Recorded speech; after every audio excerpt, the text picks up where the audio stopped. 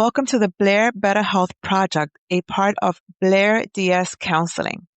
I'm Cyrus, a licensed mental health counselor based in New York, also licensed to practice mental health in New Jersey, Florida, and Massachusetts. Thank you for joining me. Before we begin, I'd like to share an important disclaimer. The information provided in this podcast is for educational and informational purposes only. While I draw on my professional training and clinical experience, this podcast is not a substitute for therapy, psychological treatment, medical advice, or a therapeutic relationship. Every person's experiences and circumstances are unique.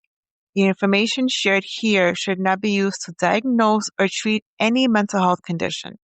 If you're struggling with your mental health or have concerns about your emotional well-being, I encourage you to seek support from a qualified mental health professional in your area. If you are experiencing a mental health emergency or are concerned that you may be at risk of harming yourself or someone else, call your local emergency services or go to your nearest emergency department immediately. With that said, I'm glad you're here. I hope these conversations provide practical tools, fresh perspectives, and encouragement as you continue your journey towards better mental health. Let's talk about something we all encounter sooner or later: toxic people who bring toxic relationships. Because here's a question I keep coming back to. If someone is a toxic coworker at work, who do you think they are at home with their partner? Most of the time, that pattern doesn't magically disappear after clocking out. It's not like they walk through the front door and suddenly become emotionally mature and considerate. If their default setting is control, criticism, or manipulation, that usually shows up everywhere. And we need to say this out loud.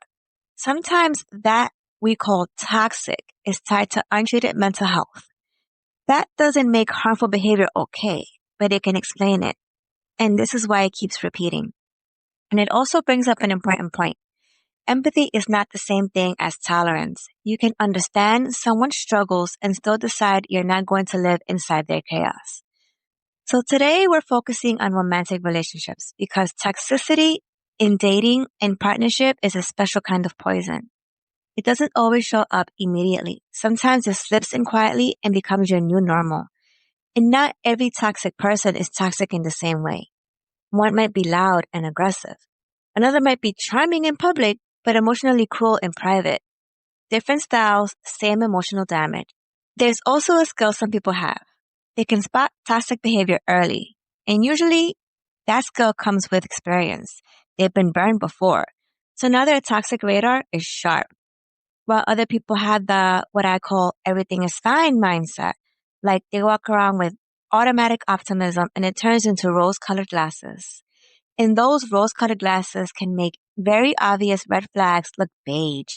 Like, it's not that serious. So why do we ignore toxic behavior when it's right in front of us? Some of the excuses we use are, it's not that bad, or it could be worse. And they treat me well most of the time, or this is just who they are. And there's the one that sends us right into therapy. I can help them change. That one is painful because it turns your relationship into a renovation project and you start confusing love with labor. Here's a tough truth. Toxic behavior isn't only about what the other person does. It's also about what you're willing to accept. This is called codependency, also known as enabling bad behavior, making it okay, and allowing it to continue unchecked. And the answer isn't accept nothing ever either. Because if you expect a human being to have zero flaws, you might not be protecting your peace. You might be protecting your fear. In healthy relationships, you're not settling, but you are compromising. Compromise is normal. Settling is when you abandon your values and safety just to keep the relationship going. Which brings us to our deal breakers. Your deal breakers should match the behaviors that actually damage your mental health, your dignity, and your sense of safety.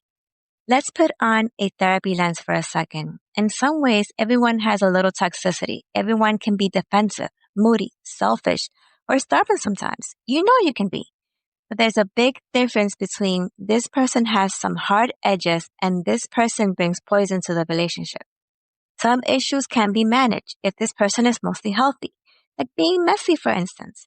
You may not love it, but it's not automatically emotionally unsafe. Messy can be negotiated. You can create a system, talk it out, even bring in a couples counselor or a mediator, or just get some help. It's solvable without someone's self-worth getting crushed. Now let's talk about behaviors that are not preferences. These are red flags that tend to grow over time, not shrink. And as we go through them, I want listeners to ask themselves, do I experience this pattern, and also do I feel safe bringing it up? Let's start with constant criticism, not feedback, not a complaint about a situation. I mean, attacks on who you are. Criticism that goes for your throat. Instead of, I'm stressed about the chores, it turns into, you're useless. You never do anything right. You're lazy, or even digs at your family to shame you. A healthier version sounds more like, I felt overwhelmed when dishes weren't done. But can we make a plan for this? It targets the problem, not your identity.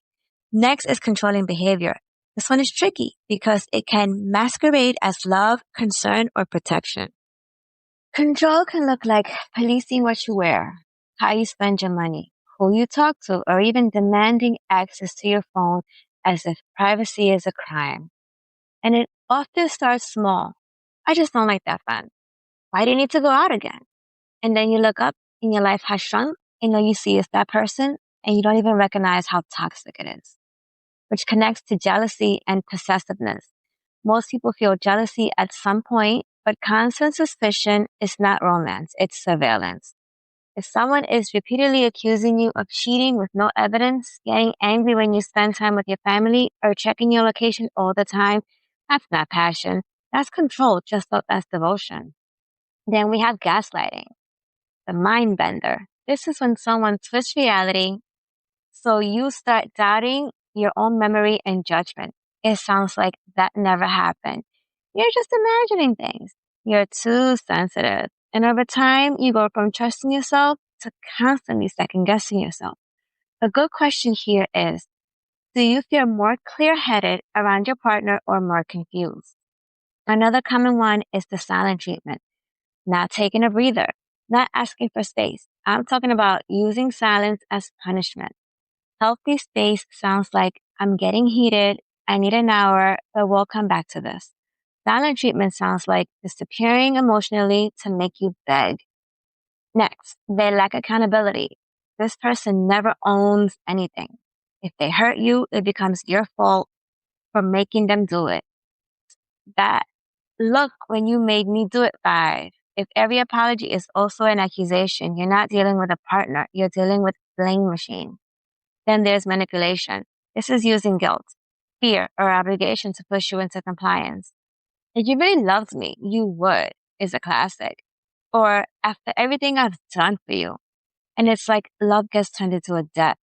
Dishonesty is another deal breaker for many people. When lying becomes a pattern, trust doesn't just crack, it collapses. That can be lying about money, hiding conversations, keeping major events secret. Even if each lie seems small, the overall message is you don't deserve the truth in this relationship. Let's talk about disrespect because some people normalize this so much they don't even realize it's happening. Name calling, mocking, interrupting constantly, embarrassing you in front of others. If your partner speaks to you with contempt, that's not a communication issue. That's a character issue. Then there's emotional invalidation, which is sneaky. It's when your feelings get dismissed instead of heard, like you're overreacting. You're being dramatic. You shouldn't feel that way. It trains you to stop trusting your emotions. Scorekeeping is another toxic pattern. That's when conflict becomes a competition and your partner keeps a running list of everything you've ever done wrong. That's not a clean slate. Every disagreement turns into a courtroom where they pull out evidence from 3 years ago or more. Now we have emotional blackmail. This is serious because it uses threats to control you, threatening to leave you every time there's a problem, threatening self-harm to stop you from breaking up, using money or the kids as leverage. That's not love, that's coercion. Isolation is another big one. The goal is to make you smaller and more dependent by cutting off your support system. It might show up as picking fights when you see your friends, complaining about your family visits, or making you feel guilty for having a life outside of them. And then there's poor communication across the board. yelling, refusing to listen, stonewalling, talking over you, or avoiding every serious conversation until you're exhausted. Some people confuse "we don't fight" with "we're healthy." But if you don't talk about hard things, that's not peace, that's avoidance. Finally, boundary violations. When you clearly say no or set a limit and the other person treats it like a suggestion, reading your private messages, pressuring you after you've said you're not okay with something, showing up uninvited after you've asked them for space. Boundaries only work if the other person respects them. Now, if someone is listening and thinking, oh no, I'm seeing several of these, I want to normalize this reaction. It's scary to realize you might be in something unhealthy. And it's also worth saying, seeing one sign isn't the same as a pattern. People can mess up. What matters is consistency, severity, and what happens when you bring it up. A healthy partner can hear your hard feedback without turning it into a word. They can admit fault. They can apologize without adding a but. So what does healthy actually look like? Let's paint that picture clearly because some people grew up around dysfunction and don't have a strong reference point. In a healthy relationship, boundaries are respected. You can say, this doesn't work for me, and you're not punished for it. Communication is more calm than chaotic. Even when emotions run high, you're not being insulted or intimidated. Accountability is real. Healthy people own what they did, and they try to do better, not just say the right words. There's room for independence. You can have friends, goals, hobbies, and your partner doesn't treat that like a threat. There's trust, unless something actually happens to break it, not constant accusations just because someone is insecure. And your wins are celebrated. Your partner isn't competing with you or trying to humble you when you are proud of yourself. And we had to boil today down to one idea. It's this. Toxicity grows where boundaries are weak and excuses are loud. And if you're stuck in a loop, I can fix them. Maybe that's the real question. Why do you have to? Why does love require you to bleed? If you're hearing this and feeling torn, consider talking to a therapist, even if your partner won't go. Sometimes clarity is the first step to safety. And if your situation involves threats, coercion, or fear, reach out to local support services. You deserve help that's real and immediate. Next time we can get into boundaries, what boundaries actually sound like in a real conversation, because a lot of people know they need boundaries, but don't know how to say them without guilt. And we'll also talk about that confusing middle space where someone isn't all bad, but the relationship still isn't good for you. Until then, keep this in mind. Healthy love feels steady. It doesn't constantly make you doubt yourself, shrink you, or abandon yourself. That's not love. That's survival.